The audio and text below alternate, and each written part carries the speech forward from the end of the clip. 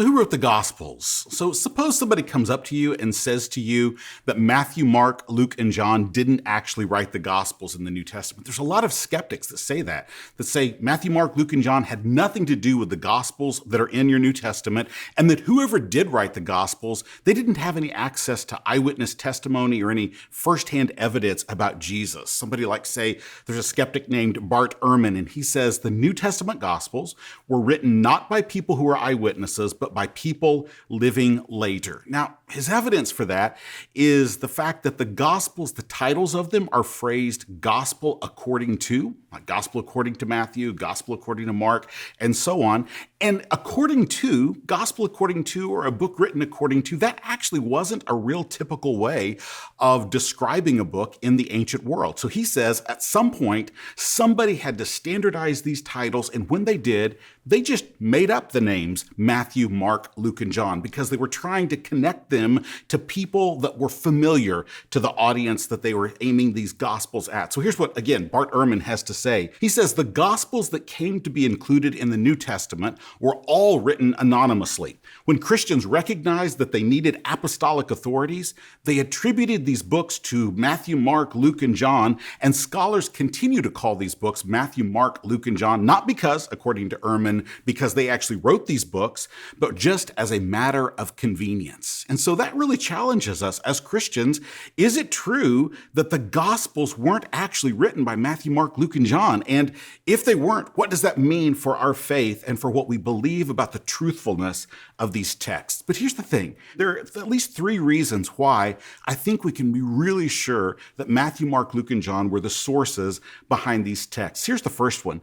Consistent testimony outside the New Testament lets us know that these Gospels have been linked to Matthew, Mark, Luke, and John from the very beginning. I could just point to a couple of different sources. In the second century, early second century, there's a guy named Papias of Hierapolis. And here's what he had to say about the Gospels. He said, Mark, Peter's interpreter, wrote whatever he remembered from Peter. So he was Peter's interpreter, his translator, we might say, Mark was. And he wrote what he learned from Peter as Peter's translator. Same thing with Matthew, that Matthew's gospel can be traced back to the tax collector named Matthew. You have another source in the second century, so only talking decades after these texts were originally written, Irenaeus of Lyon. He writes this book called Against Heresies. And in that, he mentions Matthew, Mark, Luke, and John, and ties those to precisely the people that we believe wrote those texts. Matthew, the tax collector, Mark, the interpreter or translator of Simon Peter, Luke, a companion of Paul, and John, the apostle, is who he ties them to. And so we see this external evidence says that these texts were actually written by the people that they're ascribed to in your Bible. But it's not just external evidence, it's also the ancient manuscript. You see, Bart Ehrman, the skeptic, he says that the Gospels circulated anonymously for decades before anyone ever connected them to Matthew, Mark, Luke, and John. But let's think for a moment. What would have happened if these texts actually did circulate anonymously for decades with no titles? Well, here's a way to think about this. Think about Led Zeppelin. Now, you may not have thought a lot about Led Zeppelin, but Led Zeppelin in 1971 released what is one of the greatest albums of all time. It is an album that doesn't have a title. All it has as its title is 4 symbols. Now, that particular record, that particular album, by its own record company, is called 3 different titles. It's called Led Zeppelin 4, it's called 4 Symbols, and it's called the 4th album. And the fans of this album have called it Untitled, they've called it Runes, they've even called it Zoso. There's all these different things it has been called. And so let's think about this for a moment. When something is sent out without a title, multiple titles emerge. Multiple variant titles, at least 6 different titles for Led Zeppelin's 4th album. Now you may think, what on earth does Led Zeppelin have to do with the Gospels? Well, think about this.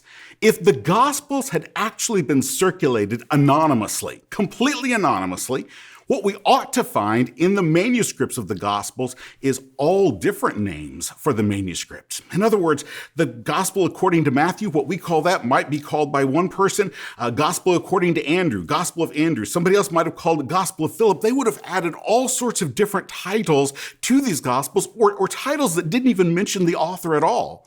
But here's what we actually find starting in the early 3rd century when the manuscripts begin to survive in a sufficiently holistic form. That is to say, they're not just fragments of manuscripts, but whole manuscripts. When they start to survive in a form where you can find a title, they all have titles, and guess what? All of them ascribe the gospel to the same authors. Matthew's gospel always bears the name Matthew once it survives sufficiently intact for you to find a title on it. The same with Mark, the same with Luke, the same with John. There's a consistency that would not be there if they had circulated anonymously. Here's the last reason.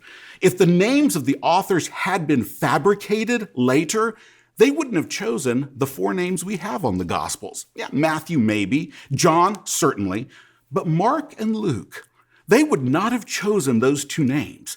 If they were trying to connect the Gospel according to Mark to Peter and they were just making things up, they would have called it the Gospel according to Peter. They wouldn't have called it the Gospel according to Mark, and Luke especially.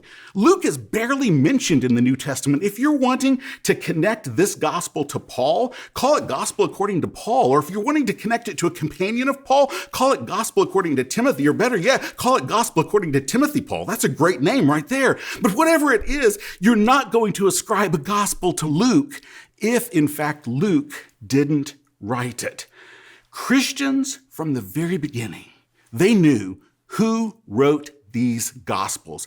And it was Matthew and Mark and Luke and John. And we can rely on this. We can rely on the fact that these Gospels, even from the very beginning, were known to be traceable to eyewitnesses and to people with access to eyewitness testimony. And the Gospels can be trusted. Thanks for watching. If you enjoyed this content, visit sbts.edu/sample to access free theology lectures from Southern Seminary.